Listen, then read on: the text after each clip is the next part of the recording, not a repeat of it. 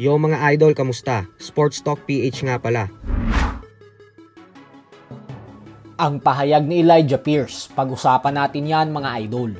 Ngunit bago ang lahat ay huwag kakalimutang mag-subscribe at i-click ang notification bell button for more sports talk. So kanina nga lamang po ay na-interview ng ating kaibigan na si Pau Salud ng Pauka Sports, ang top contender na si Elijah Pierce. At dito nga po ay binida ni Pierce ang kanyang paghanga sa ating pambansang kamauman ni Pacquiao, kung saan sinabi nito na isang bagay umano na pinakahinahangaan niya kay Pacquiao ay dahil wala daw talaga itong kinakatakutan.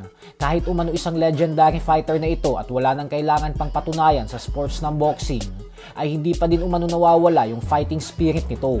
Bukod dyan ay patungkol naman umano sa potensyal na sagupaan sa pagitan ni Pacquiao at Rolando Romero, ay hindi niya daw nakikitang mananockout si Pacquiao kasi napakahirap pa din umano nitong kalaban. Kaya nakikita niya daw na 50-50 ang sagupaang Pacquiao versus Romero.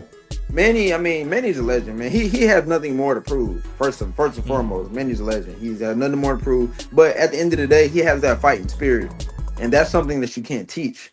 That's what I respect most about Manny. So the fact that he's gonna continue to get in there with younger guys, stronger guys, whatever, like he's still gonna put it all out there, and that's hard to beat, regardless if you're younger and maybe a little bit stronger, whatever. That's still a very hard that's a hard opponent to deal with, especially considering all the experience that Manny has. So I still think it's gonna be a good fight. I don't think that a Rolly's gonna like knock him out or anything like that. I don't. At syempre, hindi po nawala ang usaping General Casimero kasi alam naman nating lahat na may alitan na namamagitan sa kanilang dalawa. Paliwanag ni Pierce na hindi daw siya magsisinungaling kasi alam niya umano na isang napakagaling na boksingero si Casimero dahil hindi naman daw ito magiging world champion kung mahina lang ito.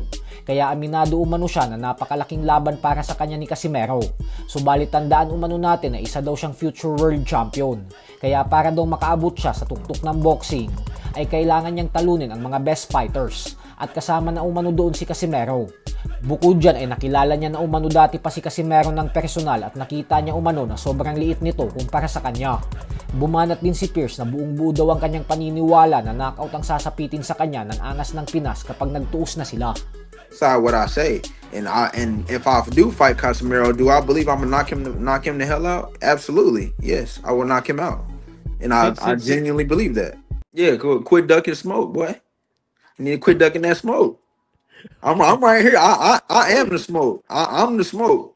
So if he want war, right here, come jump in with the wolves. Come jump in with the wolves. You know what I'm saying? Let's see how fast he can run. Like I said, or a late stoppage, maybe around the 10th or 10th, probably something like that. But yeah, it would definitely be later in the fight. But yeah, I definitely think I would catch him for sure. I don't think he's been in the ring with anybody like me before.